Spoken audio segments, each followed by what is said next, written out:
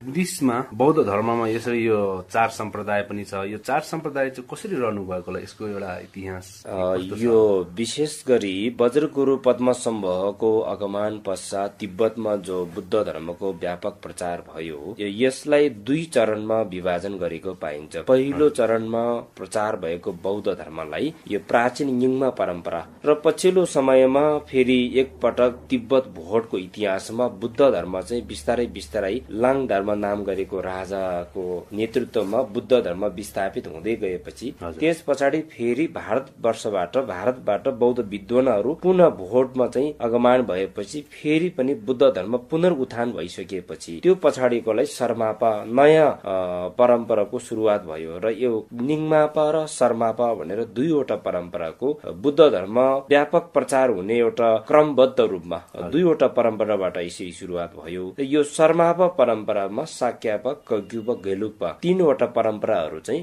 भोटमा त्यसरी बुद्ध धर्म प्रचार भयो र यसमा बुद्धको दर्शन सबै त्यसमा मतभेद हुने कुरा नै भएन। गुरु परम्परा अनुसार विशेष गरी नालन्दा बौद्ध विश्वविद्यालय जो भारतवर्षमा अत्यन्तै विश्व प्रख्यात, विक्रमशिला बौद्ध विश्वविद्यालय जस्तो, तक्षशिल जस्तो, उदयन्तपुर जस्तो, यो जगतल बिहार जस्तो त्यो विभिन्न गुम्ब बिहार भएपछि बिहारहरूको गुरु परम्परा अनुसारको अलिअलि सञ्चालन गर्ने पद्धतिहरू थोरै फरक हुन सक्छ।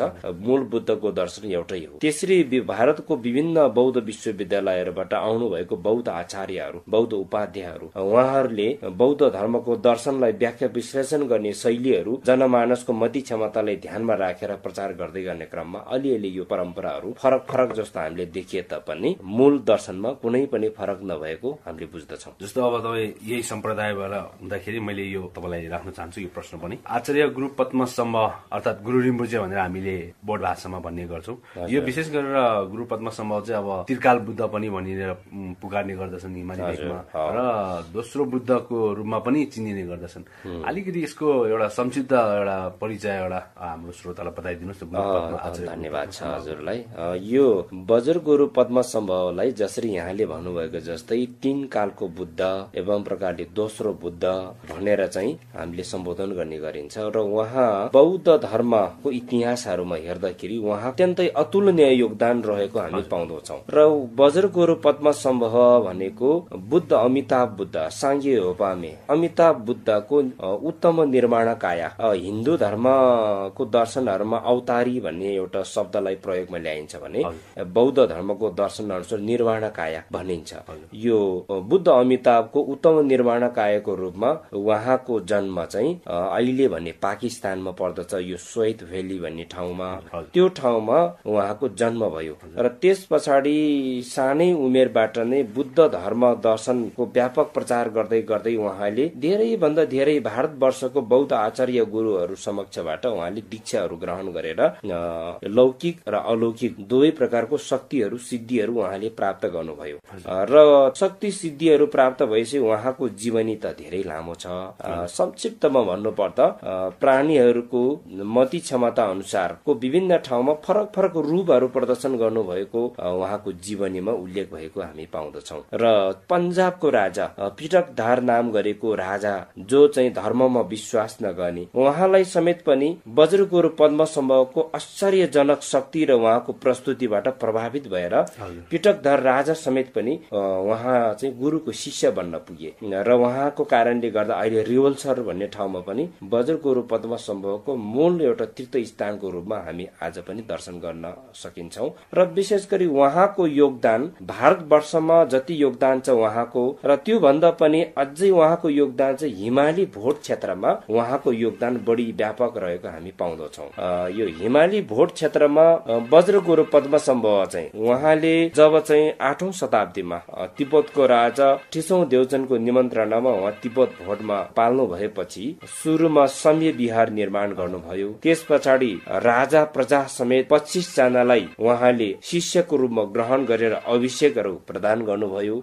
त्यस पछाडि तिब्बत भोट प्रान्तमा विभिन्न ठाउँमा रहेको बाधक तत्वहरू जो धर्ममा विश्वास नगर्ने, धर्मको नाममा विभिन्न पशु बलि चढाएर त्यस्तो कुसंस्कारहरू जो व्यापक थियो, त्यो परम्परा त्यो संस्कारहरूलाई उहाँको प्रभाव, उहाँको विभिन्न लौकिक र अलौकिक दुवै प्रकारको शक्ति र सिद्धिको प्रभावले गर्दा त्यो कुसंस्कारहरू पनि बिस्तारै बिस्तारै परिमार्जित हुँदै गएको हामी पाउँदछौँ। त्यसकारण हामी विशेष गरी समग्र हिमाली भेगमा बसोबास गर्ने बौद्ध धर्म अवलम्बीहरूले बज्र गुरु पद्म सम्भवलाई 3 कालको बुद्ध अथवा दोस्रो बुद्ध भनेर हामी भन्दा हुन्छ र महायानी लामा बौद्ध धर्मको संस्थापक भनेर पनि हामी बुझ्न सकिन्छ उहाँलाई। जस्तो अब यहाँ उपाध्यायज्यूले यो पनि भन्नुभयो कि त्रिकाल बुद्ध र दोस्रो बुद्ध चाहिँ विशेष गरेर बौद्ध महायानी भित्र नै मान्ने गर्छ। यो दुईटामा के फरक छ त? दोस्रो बुद्ध भन्नु र त्रिकाल बुद्ध भन्नुमा के फरक? त्रिकालको बुद्ध भनेको हिजो भूतकालको बुद्ध र अहिले वर्तमान र भविष्यको बुद्धको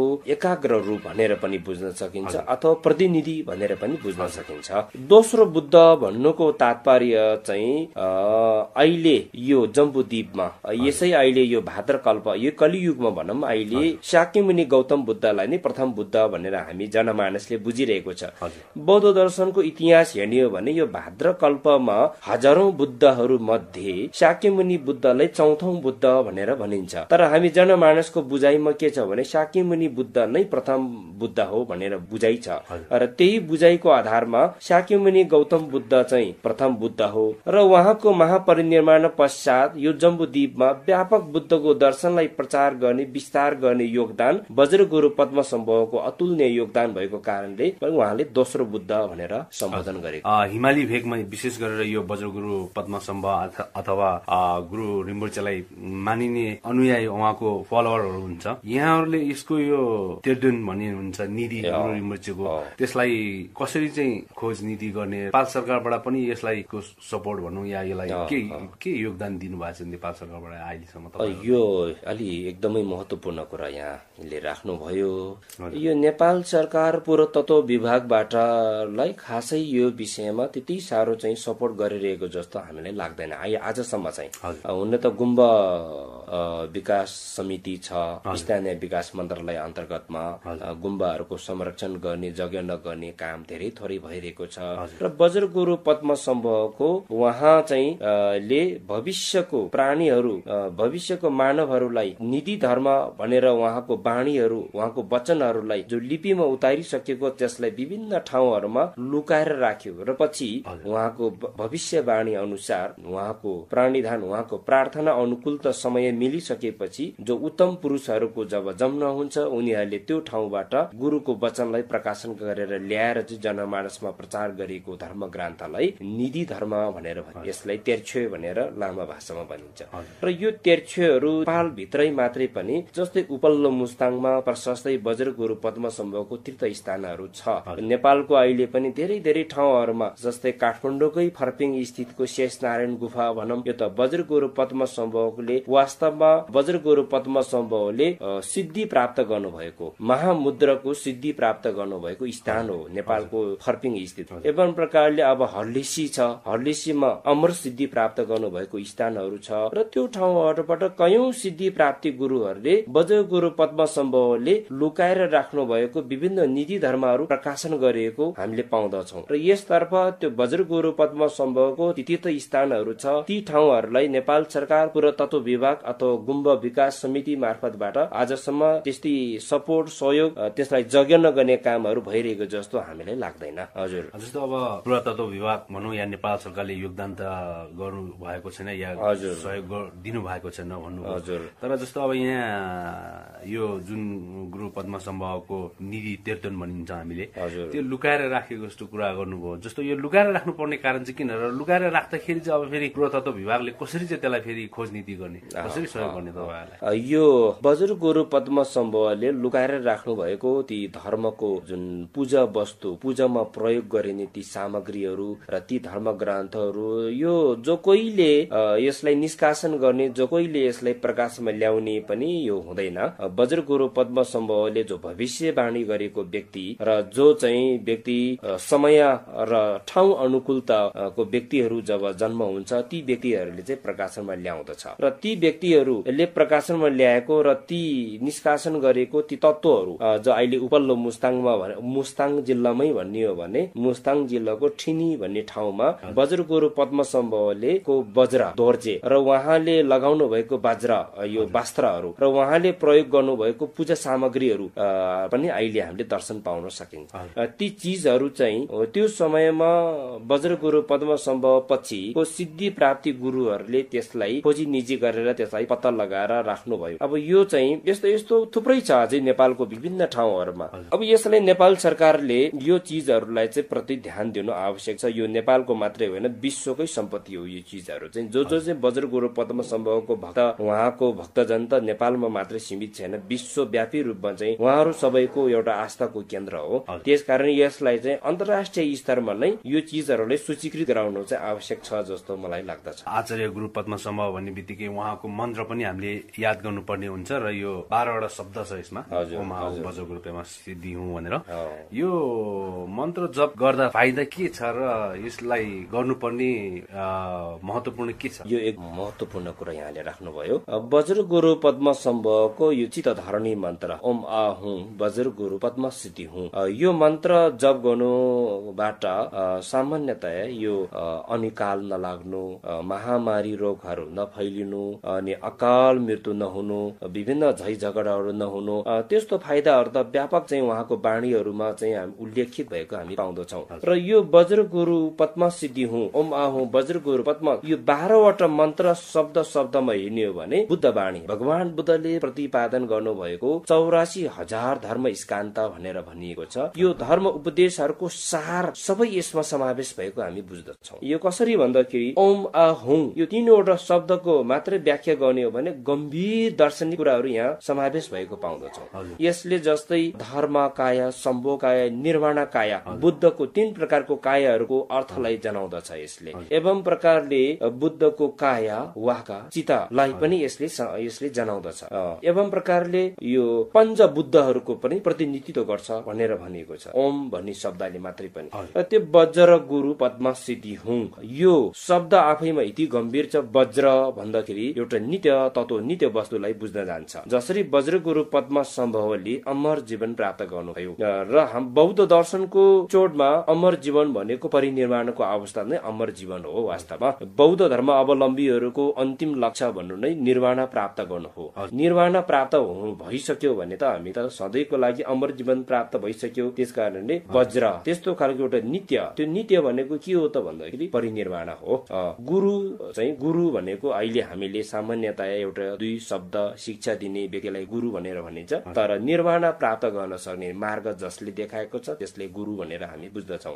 गुरु पद्म सिद्धि हुँ, पद्म वज्र गुरु पद्म सम्भवको जन्म कमलको फूलबाट प्रकट भएको भनेर चाहिँ हामी बुझ्दछौँ। त्यो कारणले पनि पद्म भन्ने शब्द पनि यहाँ समावेश भएको पाउँदछौँ। सिद्धि भनेको 2 प्रकारको सिद्धिहरू हुन्छ, लौकिक सिद्धि र अलौकिक सिद्धि। यो दुवै प्रकारको सिद्धिहरू उहाँले प्राप्त गर्नुभयो र हामीलाई पनि त्यो प्रकारको सिद्धि प्राप्त गर्न सक्नेको मार्ग देखाएर जानुभयो। र यो प्रकारको सिद्धि प्राप्त गर्नको लागि हुँ शब्दले सम्बोधन गरेको, आह्वान गरेको हामीले बुझ्दछौँ।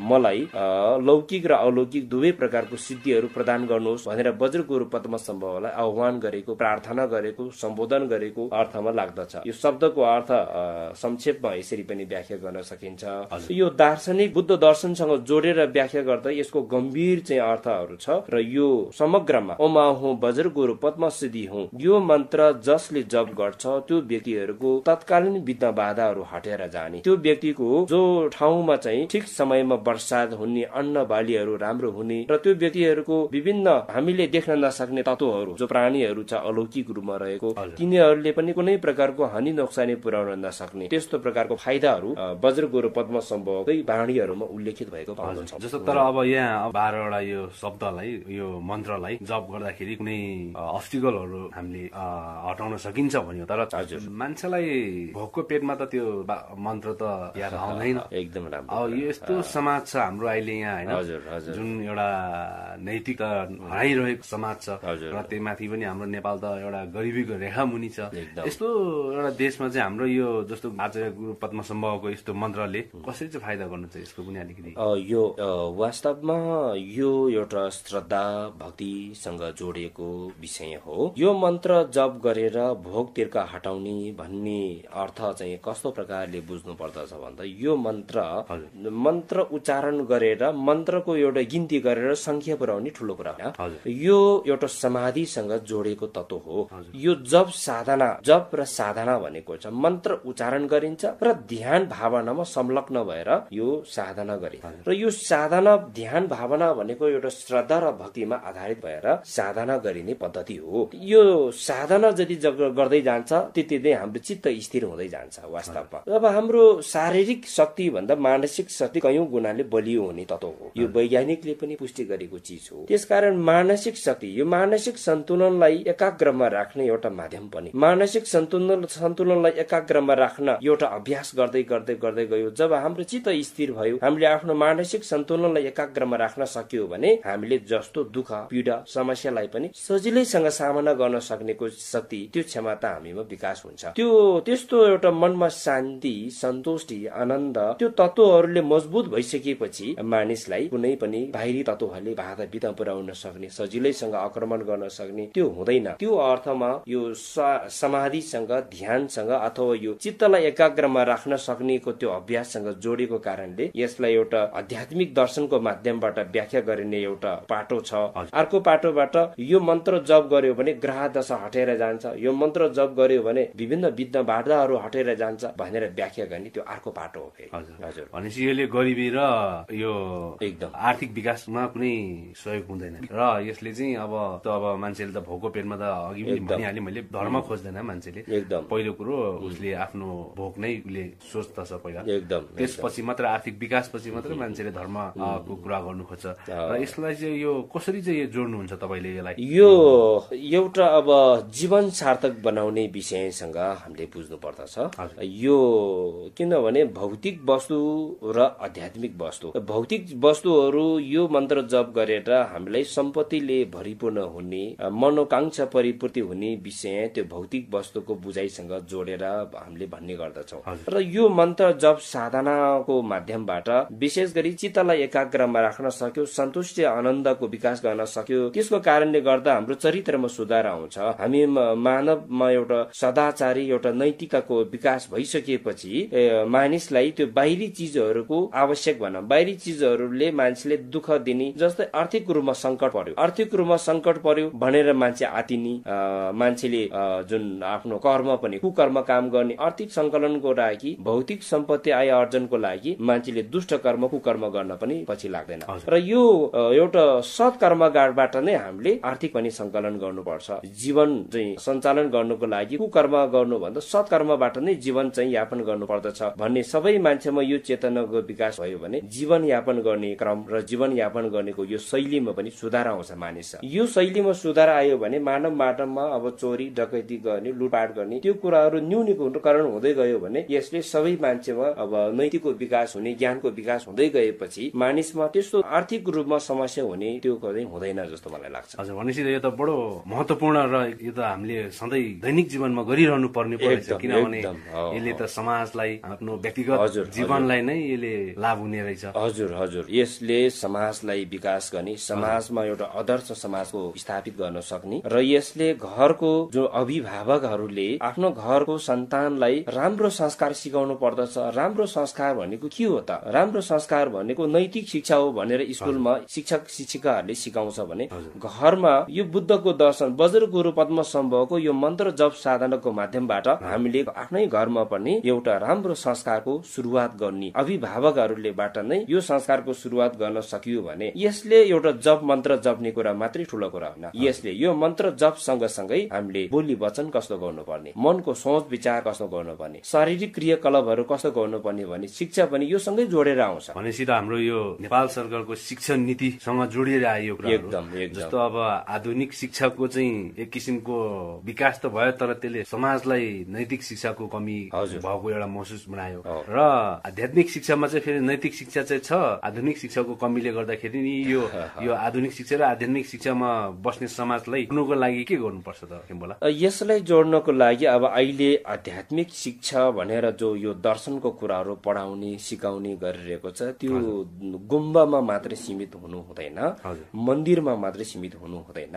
यो समाजमा स्कुलमा पनि यो शिक्षाको चेतना, यो शिक्षाको बारेमा जानकारी दिनु, सिकाउनु, पढाउनु आवश्यक छ। र गुम्बामा बसोबास गर्ने, मन्दिरमा मठ मन्दिरमा बसोबास गर्ने धर्म गुरुहरूलाई पनि यो आधुनिक शिक्षा, समय परिवेश अनुकूलताको आधुनिक शिक्षाको अध्ययन गराउनु आवश्यक छ। यो दुईवटै कुरालाई हामीले मिलाएर लान सकिन्छ। र वास्तवमा आध्यात्मिक शिक्षा भित्र नै आधुनिक शिक्षा समावेश भएको छ। आधुनिक शैक्षणिक शिक्षा भित्र पनि आध्यात्मिक शिक्षा समावेश गरेर भइरहेको हुन्छ। तर त्यसलाई हामीले व्याख्या गरेर त्यो मिलाउनको लागि चाहिँ धर्मगुरुहरूले पनि अलि भूमिका खेल्नुपर्ने हुन्छ जस्तो मलाई लाग्छ। जस्तो अघि यो 12वटा यो मन्त्रभित्र यसको अर्थ निकाल्दाखेरि या यसको व्याख्या गर्दाखेरि वास्तवमा धर्मको सार नै सबै यो भित्र समेटिएको हुन्छ भन्नुभयो तपाईले।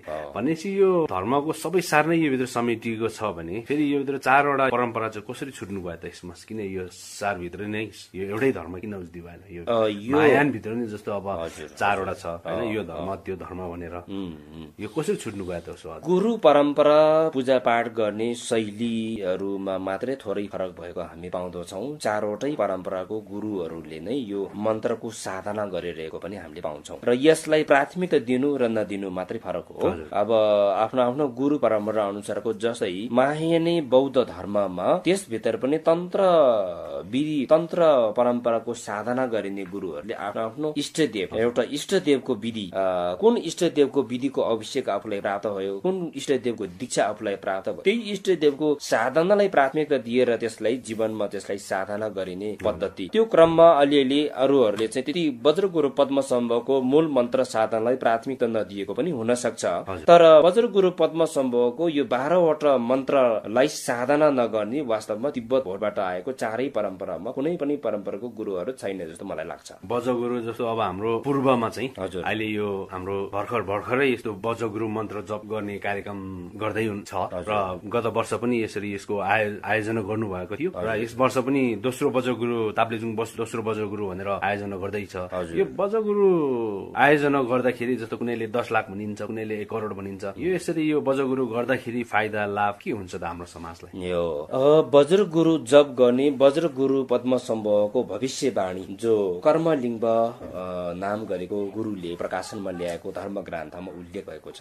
यसरी धेरैजना समूहको व्यक्तिहरू जम्मा भएर वज्रगुरु जप साधना गर्नु यसले महासाधना भनेर भनिन्छ। यो महासाधना गरेको कारणले गर्दाखेरि यो विश्वमा अनिकाल नहुने, विश्वमा महामारी रोगहरू नफैलिने, ठिक समयमा वर्षात हुने, त्यस्तो थुप्रै फाइदाहरू छ। यो वज्रगुरु पद्मसम्भवको समयबाट चलिआएको पनि हो र यो वास्तवमा धेरैजना समूह यो 10 करोड वज्रगुरु जप भनेर भन्नुपर्दछ। यसले वास्तवमा यो दुङडुप भनेर लामा भाषामा भनिएको छ।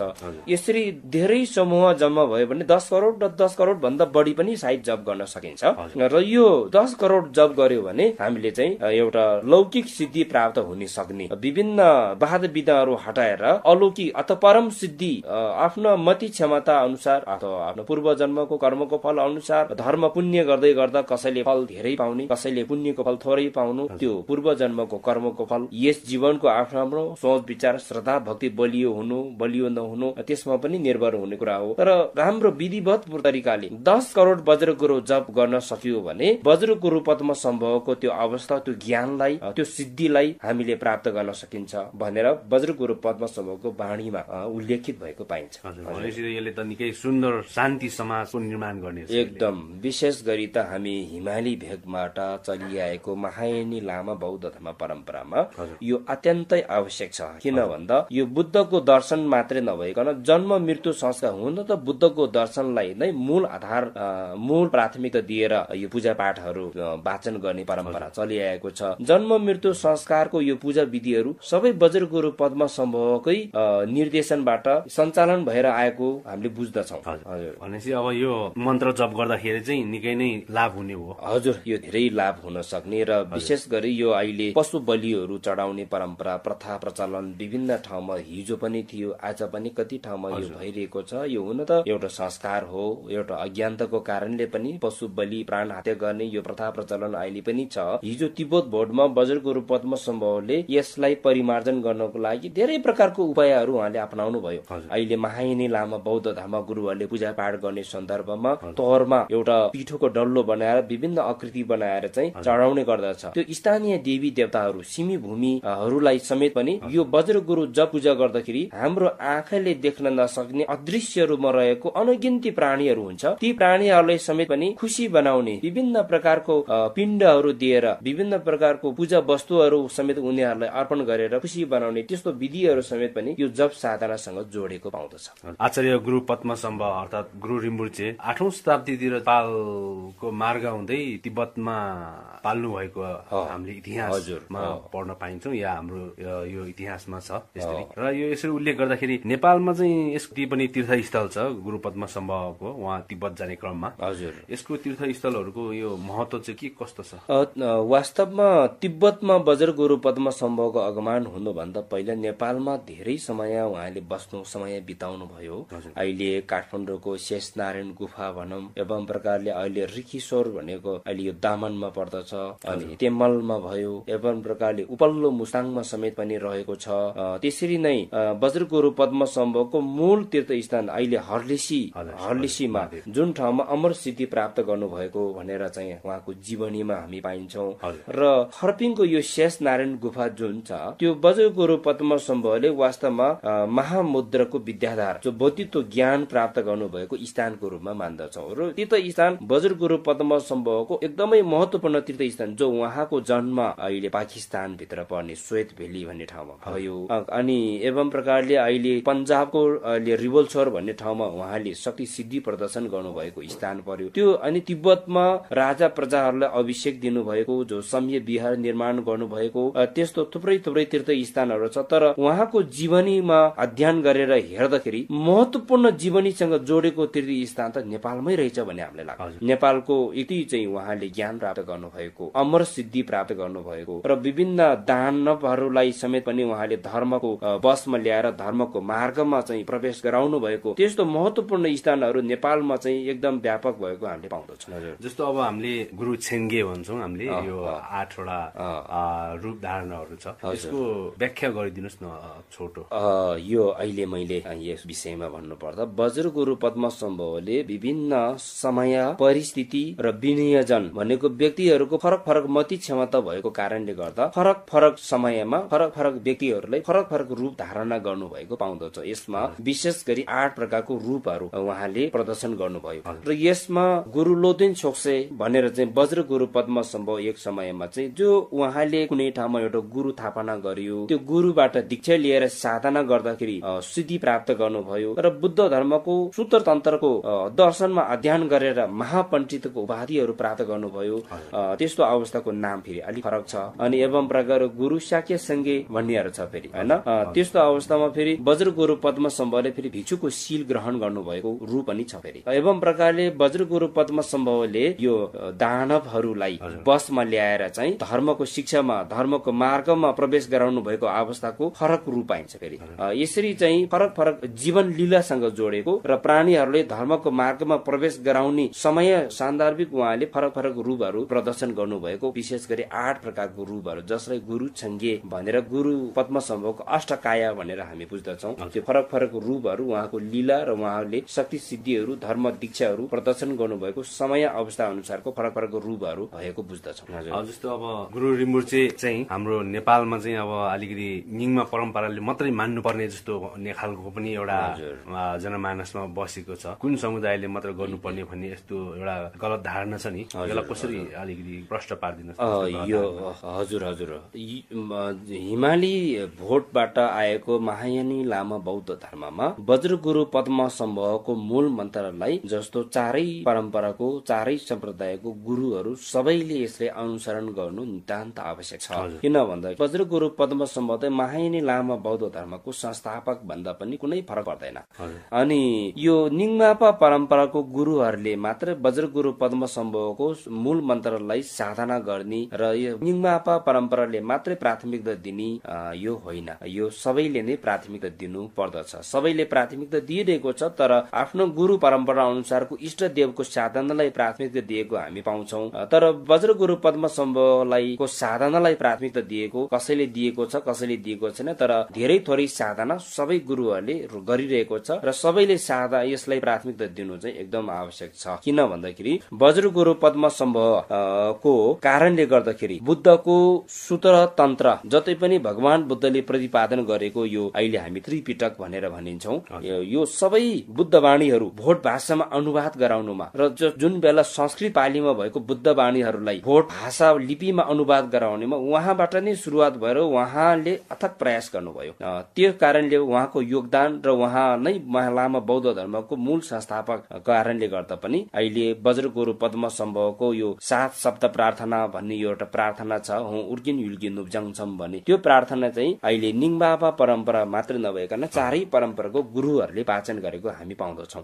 त्यस कारणले पनि यो निङबा परम्पराको गुरुहरू मात्र नभएकन यो चारै परम्पराको गुरुहरू सबैले यसको मन्त्र साधनालाई प्राथमिकता दिनु आवश्यकता छ भन्ने मलाई लाग्दछ। भनेपछि यो मन्त्र जप गर्दाखेरि हामीले मनमा कस्तो खालको भावना लिनुपर्छ, कस्तो खालको हामीले यो कुलुङ भन्छ नि हामीले इन्टेन्सन्स, त्यो कस्तो खालको भावना लिनुपर्छ यो मन्त्र जप गर्नुभन्दा अगाडि? एकदम महत्त्वपूर्ण विषय यहाँले राख्नुभयो। यो मन्त्र जप मैले अघि भनेको जस्तै मन्त्र उच्चारण गरेर मन्त्रको संख्या गिन्ती गर्नु ठुलो कुरा होइन। यो मन्त्र जप गर्नुभन्दा पहिला जो व्यक्तिले यो बज्र गुरु मन्त्र जप गर्न खोजिरहेको छ त्यो जप गर्नुभन्दा पहिला जपको सुरुवात गर्नुभन्दा अगाडि उहाँले बोधिचित्तको भावना मनमा उत्पन्न गरेर सुरुवात गर्नुपर्ने हुन्छ, जसलाई आशय यो सदाशय मनको विचार सकारात्मक सोच भनेर पनि केही फरक पर्दैन। यो एउटा जसलाई सम्यक दृष्टि, यो एउटा संसारको सबै प्राणीहरूलाई नै आफ्नो माता पिता स्वरूपको संकल्प गरेर सुख र शान्ति सबैलाई चाहेको छ, दुःख र कष्ट कसैलाई पनि चाहेको छैन। आज म जुन यो जप साधना गर्न गइरहेको छु यो मेरो निमित्त मात्र नभई संसारको सबै प्राणीहरूको लागि, सबै सुख शान्ति प्राप्तिको लागि, सबै दुःख कष्टको जीवनबाट मुक्त हुनुको निमित्त मैले यो जप साधना गर्न गइरहेको छु भनेर पूर्व जुन सोच विचार संकल्प त्यस्तो सोच विचार लिएर अनि जप गर्नुपर्ने हुन्छ। अनि मन्त्र जप गर्ने प्रसंगमा पनि जब ओम आ हुँ वज्र गुरु पद्म सिद्धि हुँ, अब हातमा माला लिएर मन्त्र उच्चारण गरेर जप गर्ने सन्दर्भमा पनि यसमा तन्त्र परम्परा अनुसारको यो उत्पत्ति क्रमको ध्यानको विषयहरू पद्धति ध्यानको विधिहरू हुन्छ। जस्तो कि वज्र गुरु पद्म स्तम्भलाई ठिक आफ्नो सामु कमलको फूलमाथि चन्द्रमाको आसानमा विराजमान भइरहेको त्यस्तो ध्यान भावनाहरू यो आफ्नो मनलाई बाहिरी भौतिक तत्वहरूतिर केन्द्रित हुन नदिने, मनलाई त्यो एकाग्रमा राख्ने एउटा साधना, एउटा उपाय, एउटा माध्यम हो यो ध्यान भनेको चाहिँ। र मन्त्र जप गरिरहेको छ आफ्नो ध्यान मन भावना चाहिँ वज्र गुरु पद्म स्तम्भको शरीर, उहाँले लगाउनु भएको वस्त्र, उहाँको शरीरमा भएको विभिन्न प्रकारको चाहिँ रूपलाई र शरीरबाट ज्योतिहरू प्रकट भएर आफूमा विलीन भएर आफ्नो काया वाका चित्त शरीर वचन र चित्तले गरेको अकुशल पाप कर्महरू सबै शुद्ध भएर गयो। फेरि पनि वज्र गुरु पद्म स्तम्भको काया वाका चित्तबाट 3 प्रकारको ज्योतिहरू प्रकट भएर आएर आफ्नो शरीर वचन चित्तमा विलीन भएर पाप कर्महरू शुद्ध भएर गयो। त्यो एउटा ध्यान गर्ने एउटा प्रक्रिया हो। त्यसरी एउटा ध्यान गर्दै मनलाई त्यो ध्यानमा भावनामा मनलाई त्यसैमा संलग्न गरेर गर्दै जाँदाखेरि एकतिर मन्त्र जप गरेर मैले यति हजार जप गर्यो यति लाख जप गर्यो भनेर एउटा संख्या गिन्ती गर्ने परम्परा छ। त्यो भन्दा पनि बलियो महत्त्वपूर्ण विषय भनेको आफ्नो मनलाई कतिको कन्ट्रोलमा राख्न सक्यो, आफ्नो मनलाई बाहिरी भौतिक वस्तुहरूबाट कतिको चाहिँ जोगाएर मनलाई एकाग्रमा राख्न सक्यो, त्यो चाहिँ महत्त्वपूर्ण कुरा त्यो हो। हजुर, भनेपछि एक शब्द उच्चारण गर्दाखेरि पनि शब्दको एउटा अर्थलाई ध्यानमा राख्नु पर्यो, यो ध्यानमा राख्दाखेरि मात्र यसले यो शान्तिको काम गर्न सकिने रहेछ। भनेपछि यसले विश्व शान्ति कसरी कायम राख्दछ यो मन्त्र जपले? किनभने जब हामीले गर्छौं जहाँ पनि हामीले सुन्ने गर्छौं कि विश्व शान्ति पूजाको लागि मन्त्र जप कार्यक्रम भनिने गर्छ, यो कसरी चाहिँ विश्व शान्तिले कायम गर्छ? एकदम राम्रो विषय हो यो जब हामीले मन्त्र जप गर्ने मन्त्रको शब्द सिकाएर माला तानेर जप गरेर मात्रै हामीले आफ्नो मन विचारलाई परिवर्तन गर्न सक्दैन। हामीले जुन गुरुहरूबाट मन्त्रको शब्दहरू हामीले सिक्यौं त्यो सँगसँगै त्यो तरिकाहरू प्रक्रियाहरू पनि प्रवचन मार्फतबाट हामीले सिक्दै जानुपर्ने हुन्छ। र यसरी सिक्दै जाने क्रममा वज्र गुरु पद्म स्तम्भ भनेको मेरो मूल महागुरु, म वज्र गुरु पद्म स्तम्भको शिष्य रहेछ र बुद्ध धर्मको एउटा संघमा समावेश भइसकेपछि मैले यो मन्त्र जप गरिसकेपछि मैले प्राणी हिंसा गर्नु हुँदैन रहेछ, मैले चोरी गर्नु हुँदैन रहेछ, मैले बेविचारी कर्म गर्नु हुँदैन रहेछ, मैले झुटो बोली वचनहरू गर्नु हुँदैन रहेछ, मैले जुवा तास खेल्ने जस्तो जाँड रक्सी खाएर जथाभावी गर्ने जस्तो कुकर्महरू मैले गर्नु हुँदैन रहेछ भने यो मन्त्र जब जप गर्दै जान्छ, जब भक्ति विश्वास वृद्धि हुँदै जान्छ अनि त्यो नकारात्मक कर्महरूबाट आफू टाढा टाढा टाढा टाढा हुँदै त्यस्तो प्रकारको चेतनाको विकास बढ्दै जान्छ। त्यस्तो चेतनाको विकास हुन नै के हो भने त्यो नकारात्मक तत्त्वहरू न्यूनीकरण हुँदै जान्छ। त्यस्तो त्यो जब शान्ति आनन्द सन्तुष्टि त्यो चिजहरूको विकास हुँदै जानु भनेको सकारात्मक सोचको विकास हुँदै जानुको कारणबाट त्यो सन्तुष्टि शान्तिहरूको विकास हुँदै जानु एकजना मानिसमा त्यस्तो विकासको त्यस्तो चेतनाको विकास हुन्छ। जतिजना वज्र गुरु पूजामा सहभागी भएको छ त्यतिजना मान्छेको मनमा त्यस्तो सोचको विकास भएको हुन्छ, त्यसले गर्दा उसको त्यसको शाखा सन्तान त्यो देश त्यो ठाउँबाट विश्वव्यापी रूपमा नै शान्ति फैलिएर जाने त्यसमा ठूलो टेवा पुग्छ यो जप साधनाबाट। यसले बुद्ध त प्राप्त नै गर्ने रहेछ हजुर यो विषय क्रमबद्ध रूपमा साधना गर्दै जान्छ एक दिन हाम्रो लक्ष्य। यो मात्र जपले अब जस्तो अब हामीले 10 अकुशल कर्महरू छ नि, हजुर 10 अकुशल कर्मलाई हटाउनु हो त यसको अर्थ भनेको। विश्व शान्ति कायम गर्छु भन्नुहुन्छ, विश्व शान्ति कायम विश्व शान्ति हुन्छ भन्छ यो मन्त्र जप गर्दाखेरि।